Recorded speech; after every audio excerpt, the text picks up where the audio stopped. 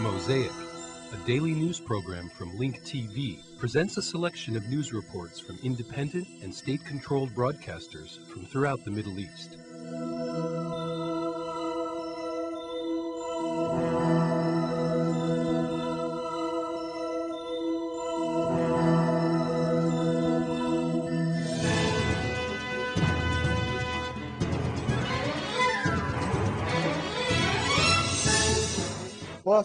Political negotiations between Iraqi parliamentary blocs and factions to work out issues regarding the formation of the upcoming government are underway in Baghdad. This news came amidst an escalation in violence as several sporadic attacks shook the Iraqi capital and other surrounding cities, resulting in dozens of casualties. Meanwhile, the British Foreign Minister Jack Straw has arrived in Baghdad to consult with the Iraqi President Jalal Talabani about forming the new government. This is Mr. Straw's third visit within 3 months. From Baghdad, here's our correspondent Ziad Al-Munajid in the following report. Iraqi political groups and factions have not yet reached an agreement regarding the formation of the new government. Armed groups continued to unleash waves of suicide attacks, killing and injuring dozens of innocent people. In the presence of the American ambassador to Baghdad, the Iraqi President Jalal Talabani resumed talks with some leaders of various political groups and factions. Negotiators have agreed to hold a general meeting for all political coalitions and groups to work out issues concerning the formation of the new government. The British Foreign Minister called on Iraqis to form a government of national unity. In a joint press conference with the Iraqi President, Mr. Straw confirmed that the election results showed that no one party, group, bloc, or sect alone can dominate the political spectrum in Iraq. Mr. Straw also commented on his country's troops violating Iraqis' civil liberties. He confirmed that these violations had taken place 2 years ago and that they are being investigated now. Meanwhile, city councils of the municipalities of Al-Basra and Misan stopped working in conjunction with the British occupation forces and demanded that foreign troops must withdraw from southern Iraq. In another development, a car bomb exploded south of the Iraqi capital, killing 21 Iraqis and injuring 25 others. Moreover, 2 booby-trapped vehicles targeting a convoy of police and army units of the United States military forces exploded in the areas of Al-Iraqiya and Muhammadiyya, causing American casualties. The head of Immigration and Deportees Office and the representative of the United Nations Secretary General have survived 2 separate attempts on their lives as 2 car bombs exploded in Baghdad and Ramadi, respectively. In addition, several sporadic attacks shook the Iraqi capital, killing 1 police officer and injuring 9 others. The American occupation forces opened fire on a family car that mistakenly entered a military zone near a United States military base in Samara, seriously injuring 3 children. Ziad Al-Munajid, the Syrian Arab Television, Baghdad. The honorable leader of the Al-Sadr coalition in Iraq, Al-Sadr, criticized the United States for trying to deepen sectarianism in that country. In his response to U.S. comments regarding Washington not investing American resources in financing a government run by sectarian leaders, he stated that America is the mother of sectarianism. His remarks were made at a press conference as he arrived in Lebanon, which is his first stop on a tour to a number of countries in the region. Abolishing sectarianism is not an American demand, it is an Iraqi one. We do not want sectarianism in Iraq. The United States is the mother of sectarianism, and it is the enemy of the people, and it is the one which has created sectarianism.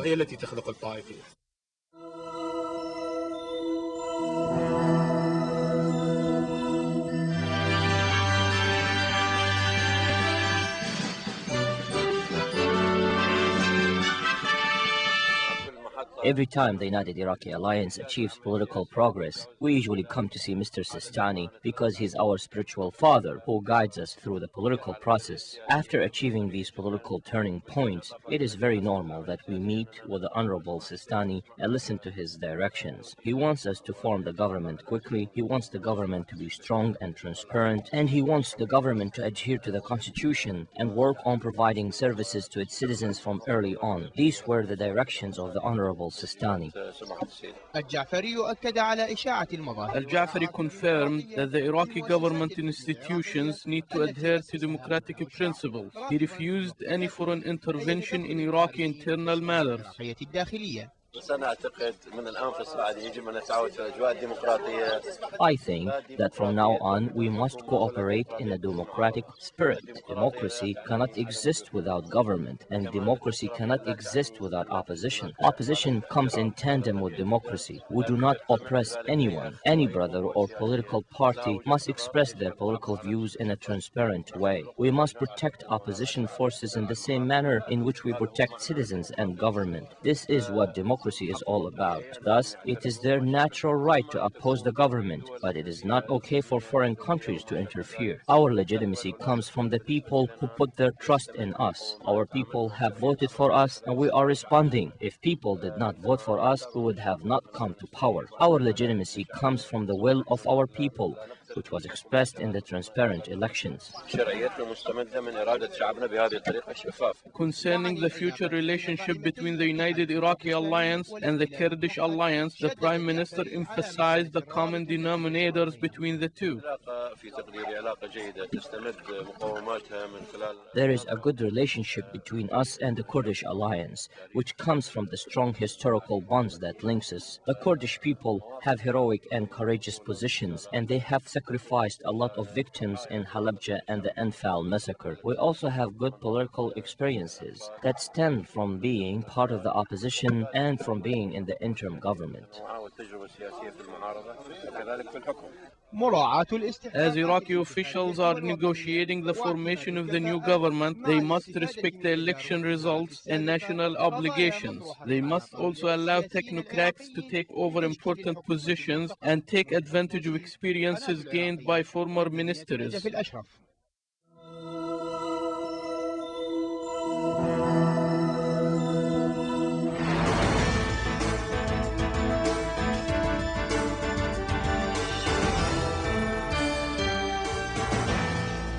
Observers indicate that British Foreign Secretary Jack Straw's visit is tied to the statements made by the U.S. ambassador to Iraq, Zalmay Khalilzad, who threatened during a press conference to cut off aid to Iraq if the new government does not form according to the conditions proposed by the ambassador.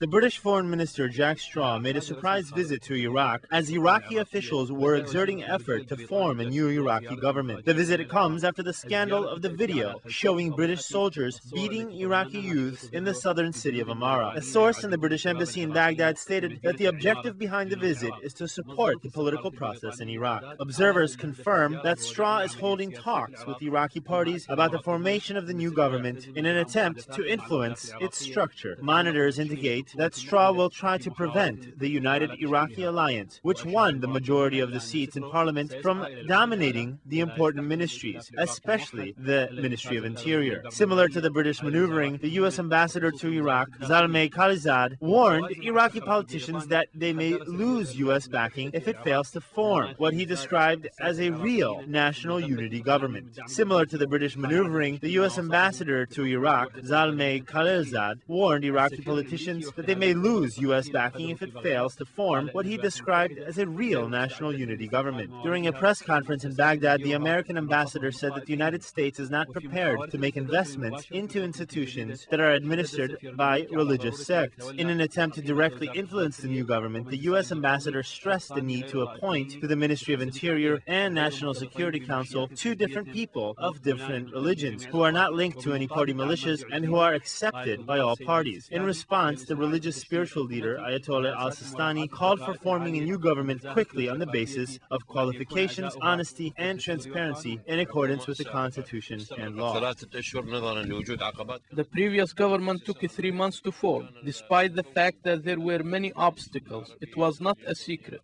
The Sunni Arabs did not take a significant part in the parliament, which created an obstacle. We have insisted that our Sunni Arabs, our brothers, take part in the government in a way that reflects their population in the country. Now this obstacle has been lifted. Now everyone has participated in the new parliament.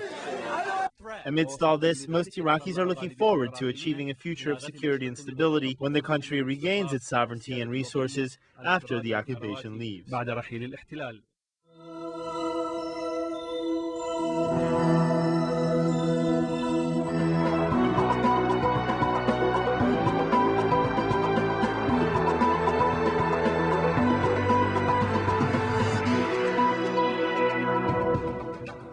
Hamas leader Ismail Haniyeh has said the group will not surrender to Israeli demands to disarm and recognize the Jewish state. Hamas is due to assume control of the Palestinian parliament and form a government tomorrow. Here's what's been happening. Israel's leaders are planning to approve tougher restrictions on Palestinians in a bid to weaken Hamas, under a plan expected to be adopted by interim Israeli Prime Minister Ehud Olmert. Palestinians would be barred from working in Israel and from traveling between Gaza and the West Bank. The Defense Ministry has also suggested turning the Gaza-Israel crossing points into international borders. Israel is also expected to stop further tax revenue transfers to the cash-strapped Palestinian Authority. The moves are all meant to pressure Palestinian election winner Hamas to renounce violence and recognize Israel. I think it's very scary. I think what's been happening here around what's been going on, it's terribly scary, and I think the public feel very unsure of themselves now, especially with this new government coming in.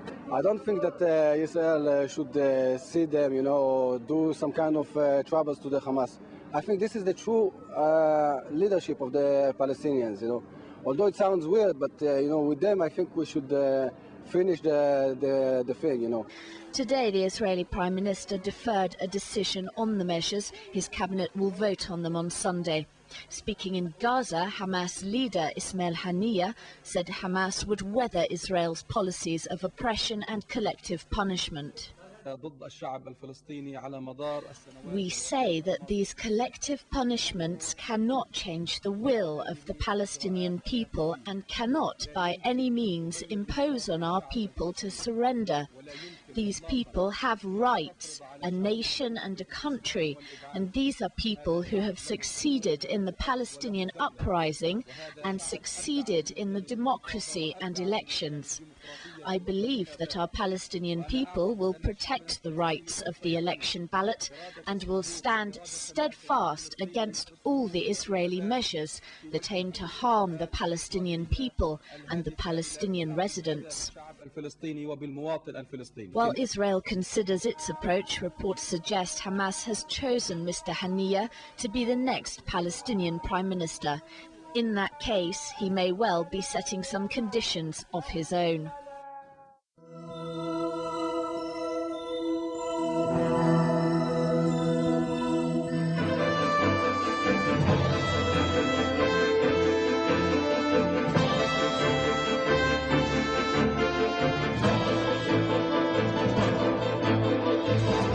French leaders are now admitting for the first time that anti-Semitism did play a part in the kidnap and brutal murder of a Parisian Jew. Prime Minister Dominique de Villepin expressed shock at the murder of 23-year-old Ilan Khalimi when he met with members of the Jewish community. A young woman enticed Khalimi on a date last month. He was then abducted and held for ransom. French police told Khalimi's family not to respond to emails and telephone calls from the kidnappers. He was found last week handcuffed and naked after having been tortured.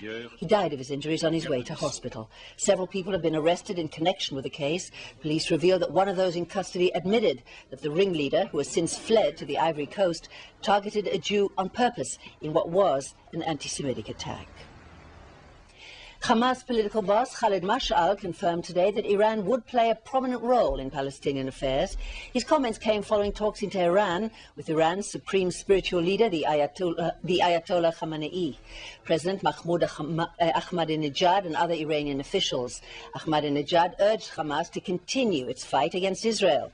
Khamenei said Hamas should not recognize Israel, and he called on Muslim nations to provide annual financial aid to the Hamas-led Palestinian Authority after the United States, Europe and Israel vowed to withhold funds.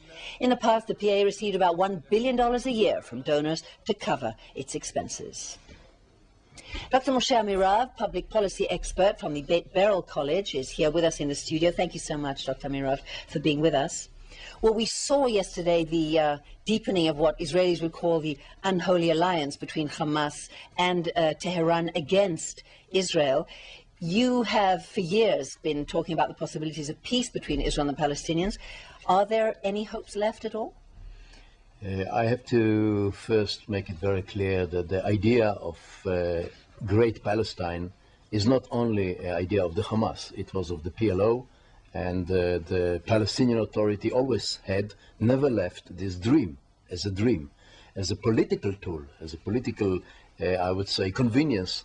They gave up their convent, and I believe that the Hamas will do the same the minute they came to power. They have a lot to lose, and they have a lot to win. They will win a lot in the intern area of their population by having a better relationship with Israel. Now, Israel stands in a kind of a dilemma, because if we are going to be strong on the Hamas, if we are going to break all ties with them, if we are going to boycott the Palestinian people, definitely they will go to the extreme. They will go again to Iran and to places like that to look for support.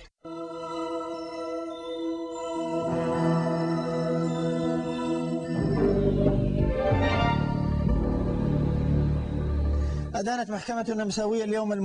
Austrian court has indicted David Irving, a British historian, for denying the Jewish Holocaust. In a rowdy court hearing, Mr. Irving was sentenced to 3 years in prison. He pleaded guilty on all charges. Mr. Irving's trial showed a European policy of double standards towards Muslims and Islam, especially in the aftermath of the notorious caricatures that defamed the Prophet Muhammad, peace and prayers be upon him, in the name of freedom and expression. The right of freedom of expression that the West uses to justify the publication of the Danish mocking caricatures contradicts its policy towards views that stir doubt and controversy about the Holocaust.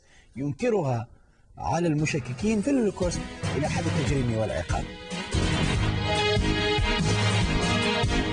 The West has dealt arrogantly with the Danish caricatures that defamed the Prophet Muhammad, peace and prayers be upon him, in the name of freedom of expression. However, the British historian David Irving was found guilty in an Austrian court of denying the Jewish Holocaust. His right of freedom of speech was violated. The 67-year-old British historian has denied that Adolf Hitler had persecuted and exterminated 6 million Jews. According to Mr. Irving, 600,000 Jews died.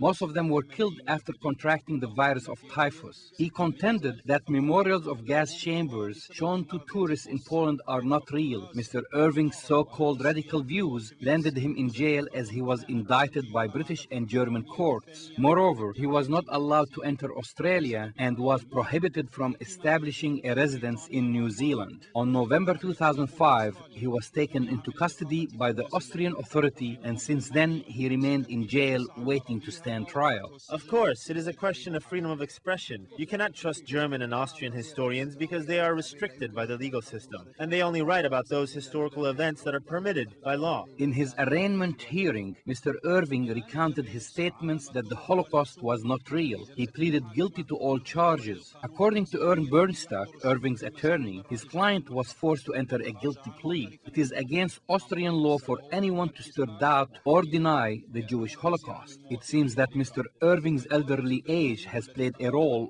on his guilty plea decision. He did not want to spend many years in prison, especially since he has been for a long time under scrutiny by Westerners. Mr. Irving has denied the Jewish Holocaust, stating that it was a big lie. This big lie helped Jews establish a state over Palestinian land. Jews from all over the world have carried out waves of organized immigrations to Palestine. They also won the world's sympathy. In fact, many Western countries were criticized by the Jewish state for expressing anti-Israeli views. Israel accused the Austrian Right Freedom Party, led by Jörg Haider, of anti-Semitism in the wake of its victory in the parliamentary elections in 2001. The West also accused the French philosopher Roger Galodor of anti-Semitism for denying the Jewish Holocaust. The leader of the French National Front, Jean-Marie Le Pen, was criticized of being anti-Semitic for opposing the teachings of the Jewish Holocaust in French schools. The governments of the United States, Australia, and a number of European countries have criticized the former Malaysian Prime Minister Mahathir Mohamad for criticizing the Jewish state in the Islamic Summit Conference in 2003. The Iranian President Mahmoud Ahmadinejad was blasted for denying the Jewish Holocaust. Iran has organized a competition of Holocaust caricatures. It seems that Tehran retaliated for the publication of the Muslim cartoons by organizing this event of Holocaust caricatures. caricatures. The West has justified the caricatures that defamed Islam in the name of freedom of expression. It is a Western double standard, allowing those who agree with its policy to express their views and denying that very same right to those opposing it.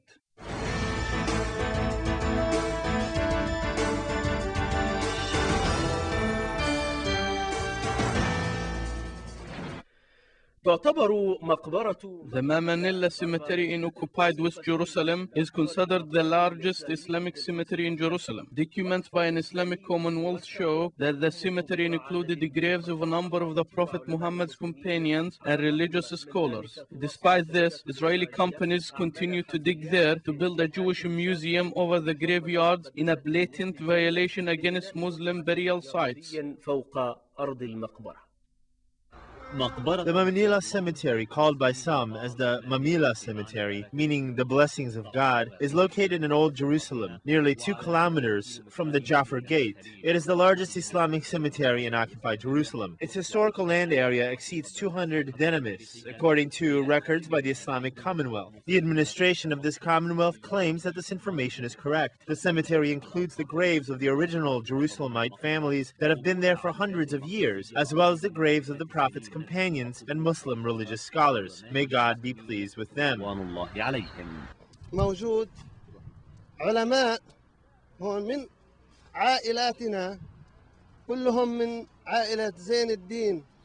Religious scholars from our family, the Zain al-Abidin family, are buried here. These are honorable scholars from the Holy City. They are buried in this graveyard. Those who know the truth and the record books know that they are buried here. Those who are buried here are from the families of the righteous believers, from the companions of the Prophet, peace be upon him, when they came to Holy City. They are buried here. طبعا بعد رسول الله صلى الله عليه وسلم عندما أتوا إلى بيت المقدس هم مدفونون هنا. وعلى الرغم من حرمة هذه المقبرة تواصل شركات إسرائيلية. Despite the sacredness of this graveyard, Israeli companies continue to dig up the Islamic Mamila cemetery grounds. This means that the violations continue against the sacred cemetery and the dead who were buried there. Companies are ignoring the court decisions that were made last week ordering the work to stop. However, the companies insist on continuing and defying the court decision in order to build a Jewish Holocaust museum called the Tolerance Museum. ولبناء متحف لليهود يحمل اسم متحف التسامح. يدعون أنه مركز. They call it a center for tolerance between religions and claim that there will be meetings between the 3 major religions. Actually, there is no tolerance and there will be no meetings on top of the skulls and graves of Muslims. على جماجم وقبور المسلمين. Sheikh Akrima Sabri, the Mufti of Jerusalem and the Palestinian territories, issued a religious decree confirming that the Islamic religion protects the dignity of human beings, dead or alive. He also confirmed that Islam prohibits breaking the bones of the dead or digging up their graves. Despite all this, he believes that the occupation bulldozers are insistent on digging up the graves of Muslims, which is similar to the Western media defaming the generous Prophet. Even Muslim grave sites are not spared from the destruction of the military occupation war machine. Thus, the occupation continues its plan to remove all that remains of the Arab and Islamic presence there, even if it means digging up graves.